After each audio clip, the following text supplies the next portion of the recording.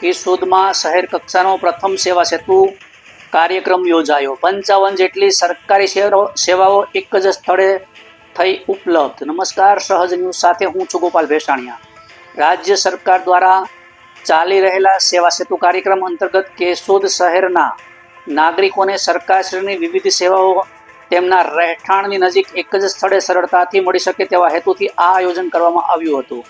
કાર્યક્રમનો પ્રારંભ નગરપાલિકા પ્રમુખ મેહુલભાઈ ગોંડલિયા તથા અન્ય હોદ્દેદારોની ઉપસ્થિતિમાં દીપ પ્રાગટ્ય કરી કરવામાં આવ્યો હતો।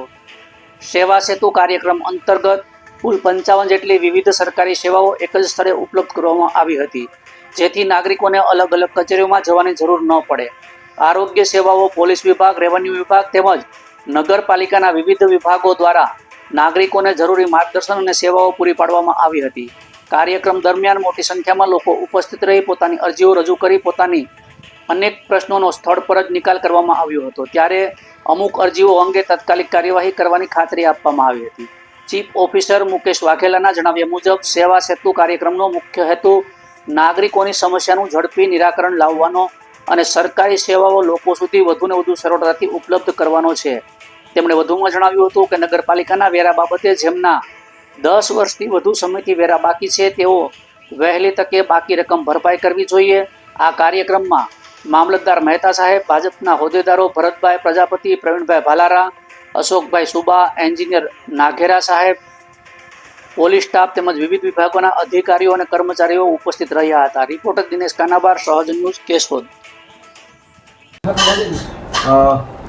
જી સર, આજે સેવા સેતુ આજે કેશોદ નગરપાલિકા વિસ્તારમાં શહેરી વસ્તી માટે રાજ્ય સરકાર દ્વારા જે નિર્દેશ થયેલા છે તે મુજબ તારીખ 21/2/2026થી 2 સેવા સેતુ કરવાનું સૂચના મળેલી હતી, જે અન્વયે આજરોજ 10/3/2026ના રોજ કેશોદ નગરપાલિકાએ પહેલાં સેવા સેતુનું આયોજન કરેલું છે, જેમાં સરકારશ્રીની વિવિધ યોજનાઓ, વિવિધ વિભાગોની જે 55 જેટલી સેવાઓ છે તે વ્યક્તિને તેના રહેઠાણ સ્થળ નજીક જ એક જ દિવસે મળી રહે તે રીતનું આયોજન હોય છે। આજે સરકારશ્રીના વિવિધ વિભાગો અહીંયા કેશોદ નગરપાલિકા ખાતે એકઠા થયેલા છે, જેમાં કેશોદ નગરપાલિકા વિસ્તારના જે નાગરિકો છે તેમને આ સેવાઓ આજના જ દિવસે મળી રહે તે મુજબનું આયોજન કરેલું છે।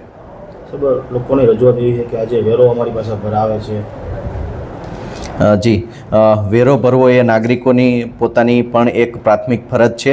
નગરપાલિકા જે પણ સેવાઓ આપે છે તેનો કોઈ પણ જાતનો સ્વાવલંબન અને ખર્ચો નાગરિકો જે વેરો ભરે છે તેમાંથી જ નીકળતો હોય છે, પરંતુ જે અમુક લોકોની રજૂઆત છે તે લોકોના 5 થી 10 વર્ષ સુધીના વેરાઓ બાકી હતા, જે ખરેખર વસૂલવા પાત્ર હતા, અને જે નાગરિકો નિયમિત રીતે વેરો ભરે છે તેમને સેવાઓ વ્યવસ્થિત રીતે મળે, અને બાકીના જે નાગરિકો વેરો ભરતા જ નથી તેમની પાસે વેરો ભરવો એ પણ નગરપાલિકાની એક ફરજ છે।